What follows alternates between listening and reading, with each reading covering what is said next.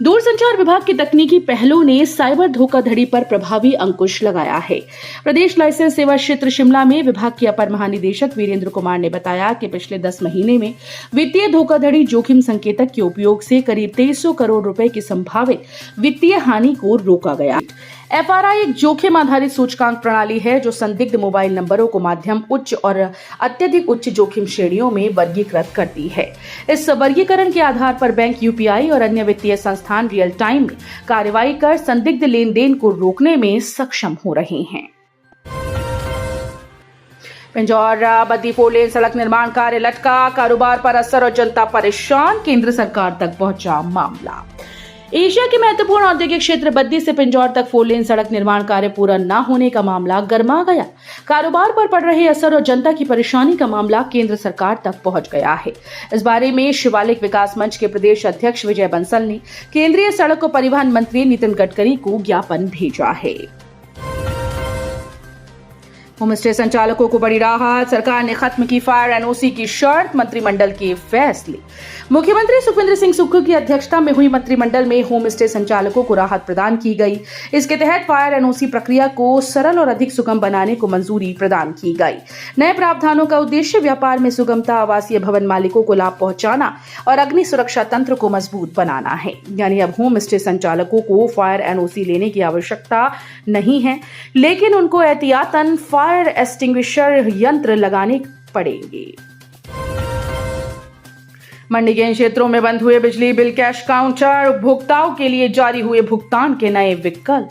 हिमाचल प्रदेश राज्य विद्युत board limited के उपभोक्ताओं के लिए एक महत्वपूर्ण सूचना है। विद्युत उपमंडल 3 के अंतर्गत आने वाले मैगल, द्रंग और नस्लो क्षेत्रों में संचालित बिजली बिल भुगतान के कैश काउंटर्स को बंद कर दिया गया। सहायक अभियंता इंजीनियर होशियार सिंह राणा ने जानकारी दी कि यह निर्णय अप्रैल 2026 से प्रभावी हो गया है। उन्होंने स्पष्ट किया कि इस निर्णय के पीछे का मुख्य कारण उपभोक्ताओं की कम संख्या है। फार्मेसी ऑफिसर एलोपैथी के 18 पदों पर बैच वाइज होगी भर्ती, इस दिन तक करें ऑनलाइन पंजीकरण।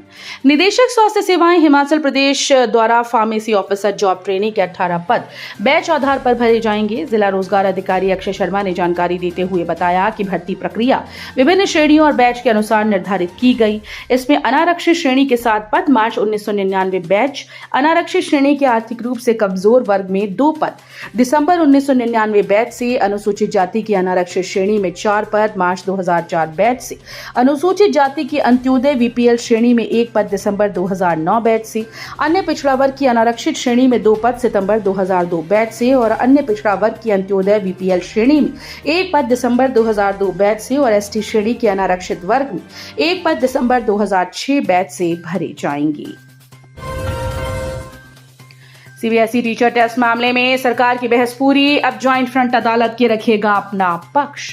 CBSE स्कूल के लिए टीचर टेस्ट नीति मामले में सरकार ने अपनी बहस पूरी कर दी। 21 अप्रैल को ज्वाइंट फ्रंट की ओर से पेश वरिष्ठ अधिवक्ता टीचर टेस्ट के विरुद्ध अपना पक्ष अदालत के समक्ष रखेगा।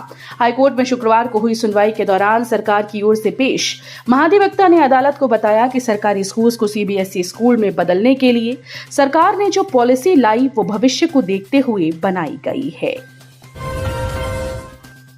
एक डॉक्टर वो भी छुट्टी पर, मंडी में अस्पतालों की दुर्दशा, इलाज के लिए दर दर भटक रहे मरीज। सरकार के मरीजों को राहत देने के दावे सराज विधानसभा में दम तोड़ रहे हैं।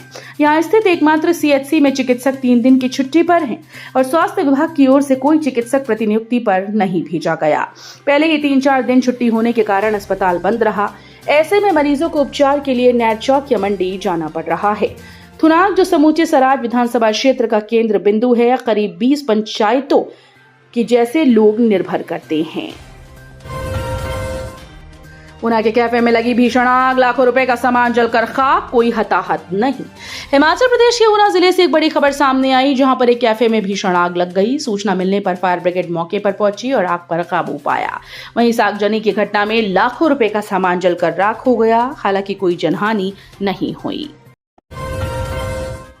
तो ये थी आज की फटाफट खबरें। हम मिलेंगे अगले बुलेटिन में, तब तक के लिए धन्यवाद। जय हिंद।